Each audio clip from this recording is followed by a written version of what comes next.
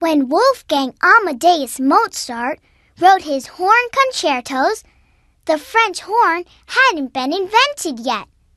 And since the horns in Mozart's days didn't have any valves, the only way to change the note was for the player to change the shape of his mouth. How would we get around without our bones to support our bodies? Ask a sea anemone. They have no skeleton.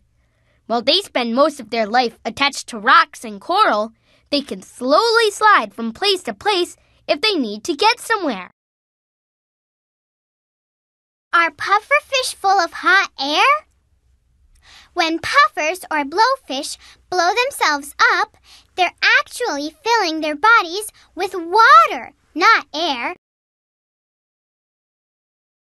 The Great Barrier Reef off the coast of Australia is so long it can be seen from outer space.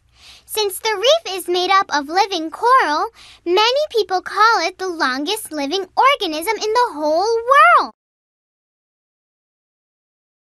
If you look closely at Georges-Pierre Seurat's painting, The Shore of Bas-Buntan-en-Fleur, you'll see that the picture is actually made up of tiny little dots Seurat dabbed onto the canvas. His unique way of painting soon became known as pointillism.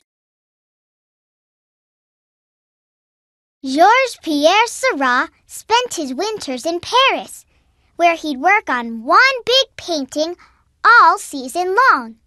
Then, when summer came, he'd head to the beach, where he'd paint a lot of smaller paintings, like the scene he painted in The Shore of Bas-Buntan-en-Fleur.